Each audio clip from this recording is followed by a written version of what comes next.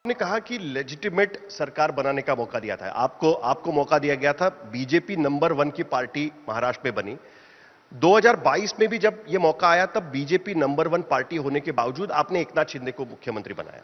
अभी चैलेंज आपके पास यह है कि आगे लोकसभा चुनाव होने वाले हैं। लोग कहते हैं कि अगर मतलब यह चर्चा काफी है महाराष्ट्र में, आपने भी सुनी होगी कि अगर सुप्रीम कोर्ट का फैसला होता है या फिर स्पीकर का फैसला एकनाथ शिंदे के खिलाफ जाता है डिस्क्वालिफिकेशन पिटीशंस में 10th शेड्यूल के अंडर, तो हो सकता है कि विधानसभा चुनाव लोकसभा चुनाव के साथ आए। ऐसी सूरत में आपका 3 पार्टी अलायंस किस तरीके से सीट डिस्ट्रीब्यूशन करेगा, क्योंकि वो सबसे बड़ा चैलेंज होगा, आप सबसे बड़ी पार्टी। देखिए, आप बहुत हाइपोथेटिकल बात करते हैं। राजनीति में ऐसी हाइपोथेटिकल बात होती नहीं है। लेकिन मैं आपको एज ए लॉयर, मैं लॉयर भी हूं, एज ए लॉयर बताता हूं कि जिसने इलेक्शन कमीशन का शिवसेना के मामले में फैसला पढ़ा है वो ये 100% समझ सकता है कि स्पीकर के सामने भी शिवसेना की केस ज्यादा मजबूत है। स्पीकर के सामने भी एकनाथ शिंदे जी की केस ज्यादा मजबूत है। ये तो क्या है कि जो शरद पवार जी का गुट है या उद्धव ठाकरे जी का गुट है, ये बार बार ये चीजें फैलाता है। क्यों फैलाता है? अभी कुछ लोग उनके पास बचे हुए हैं, उनको बचाना है, उनके मन में खोप रखना है कि नहीं नहीं देखो ये डिस्क्वालीफाई हो सकते हैं और वापस हम आ सकते हैं।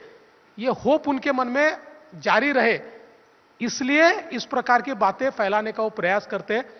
आप किसी भी अच्छे लॉयर को शिवसेना के मामले में इलेक्शन कमीशन ने दिया हुआ फैसला, सुप्रीम कोर्ट का फैसला, ये दोनों चीजें दिखा दीजिए, वो आपको 1 मिनट में बता देगा कि किसकी केस भारी है। सर, सुप्रीम कोर्ट के फैसले में जो कॉन्स्टिट्यूशनल बेंच ने फैसला लिया है उसमें एक बहुत अहम बात रखी है उन्होंने कि 10th शेड्यूल में विप का फैसला कैसे करना है उसका गाइडलाइंस उन्होंने एक तरीके से दी हुई जो आज तक कभी हुई नहीं थी।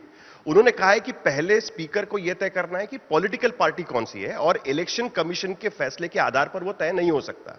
जून 2022 में पॉलिटिकल पार्टी किसके हाथ में थी उसके आधार पर यह फैसला होगा। ऐसे में स्पीकर के सामने चुनौती है, आप नहीं मानते? देखिए, स्पीकर इसमें क्या करेगा ये मैं प्रीएम्प्ट नहीं कर सकता। एज ए लॉयर मैं बोलता हूं कि मैं आपको वापस बोलता हूं साहिल जी, एक बार आप शिवसेना के मामले में इलेक्शन कमीशन ने जो फैसला दिया है उस फैसले को पढ़ लीजिए। उस फैसले में आपको जो स्पीकर फैसला कर सकते हैं उसके सीट्स उसमें आपको दिख जाएंगे, उसमें दिख जाएंगे।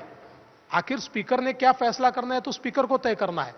और मैं तो ऐसा कहता हूं कि ऑनरेबल सुप्रीम कोर्ट ने इतना वाइड पावर दे दिया है स्पीकर को कि नाउ ओरिजिनल पॉलिटिकल पार्टी भी स्पीकर को तय करना है, उस पॉलिटिकल पार्टी का व्हिप वैलिड कौन है यह भी स्पीकर को तय करना है।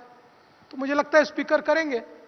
मैं जहां तक शिवसेना की बात करता हूं या एकनाथ शिंदे जी की बात करता हूं, एज ए लॉयर मैं अगेन बोल रहा हूं, एज ए लॉयर मेरा यह मानना है it's a solid case, absolute solid case.